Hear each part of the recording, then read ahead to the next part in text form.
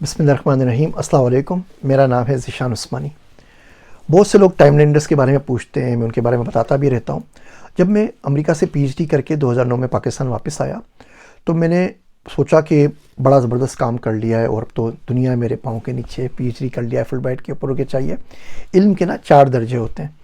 پہلے درجے میں بندہ بولتا ہے مجھے سب کچھ پتہ ہے اور کسی کو کچھ نہیں پتہ، تمہاری ایسی کی تیسی، میں پی ایچ ڈی کر آیا ہوں، مجھے پتہ ہے تمہیں آتا کیا ہے۔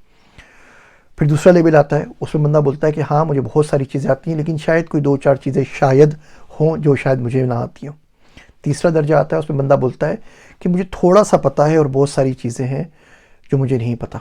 اور چوتھے لیول بندہ بولتا ہے کہ علم کی وسعت بہت زیادہ ہے، ایک دنیا، ایک کائنات ہے جس میں چیزیں پھیلی ہوئی ہیں اور میں دنیا کا نالائق ترین اور جاہل ترین آدمی ہوں۔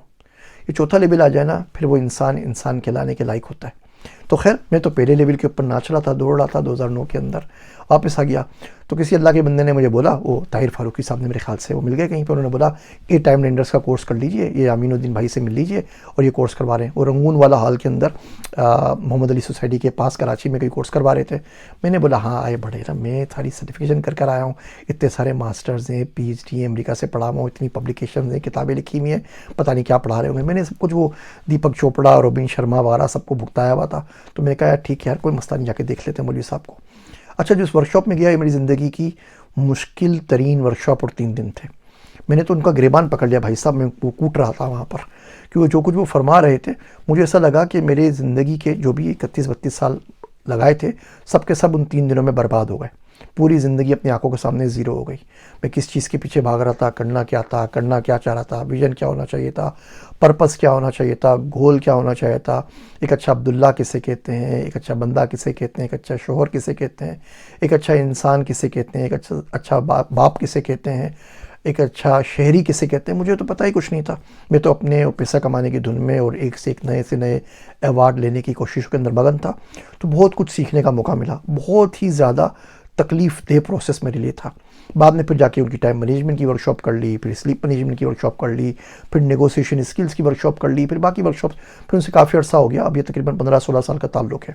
اس کے بعد میں نے میک شور کیا کہ جو بچے میرے ساتھ کام کریں ان سب کو یہ ورکشاپ کراؤں، اپنی پوری فیملی ممبر کو کروایا، بیوی کو کروایا، بچوں کو کروایا، اور اس کے بعد جو امپلائیز تھے ان سب کو کروایا۔ جو بندہ مجھ سے کنیکٹ ہو کام کرتا ہے، پہلا کام میں بولتا ہوں یامین بھائی کے پاس یہ 3 دن گزار کر آؤ نا کم سے کم، تو یہ ورکشاپ کر لو۔ تو اگر آپ کو زندگی کی ڈائریکشن نہیں پتہ، آپ کو نہیں پتہ آپ ہیں کیوں، بس ہیں لیکن کیوں ہیں یہ آپ کو نہیں پتہ، اگر آپ کو نہیں پتہ کہ آپ نے کہاں جانا ہے، آپ کو نہیں پتہ کہ آپ نے کیوں جانا ہے، آپ کو نہیں پتہ کہ جو کچھ بھی کر رہے ہیں یہ کام آپ کا، آپ کو اللہ سبحانہ و تعالیٰ سے قریب کر رہا ہے یا دور کر رہا ہے، یا آپ کی جنت کا باعث بن رہا ہے یا آپ کو جہنم میں جا پھینکے گا۔ اگر آپ کو فیلیور سے سیکھنا ہے باقی لوگوں کے، کہ باقی لوگ آپ کی راہ پہ چل کے کون کون سے کھڈوں میں گر گئے اور پھر ان کے ساتھ کیا کچھ نہیں ہوا، تو اس ورکشاپ کو ضرور کر لیجئے۔ کوئی مشکل باتیں نہیں ہیں، کہانیاں سناتے ہیں بھیا، لیکن کہانیوں سے بہت کچھ سیکھنے کا موقع ملتا ہے۔ عقل مند آدمی وہ ہوتا ہے جو دوسری کی کہانیوں سے، دوسری کی چوٹوں سے کچھ سیکھ لے۔ تو یہ لوگ میرے دل کے بڑے قریب ہیں، بہت زیادہ فائدہ پہنچایا۔ کم سے کم جب ویژن لکھا تو اپنا میں کھل کے سامنے آیا نا، میں کہا یار تمہیں تو پورا میں کا مرکب ہونا، اس میں کے علاوہ کچھ ہے ہی نہیں۔ ایک پتہ ہے جو کبھی بھی کسی شخص کو نہیں دینا چاہیے، اور وہ ہے اپنی ذات کا پتہ۔ اپنی ذات کے خول سے باہر آئیں گے تو کچھ سیکھ سکیں گے نا۔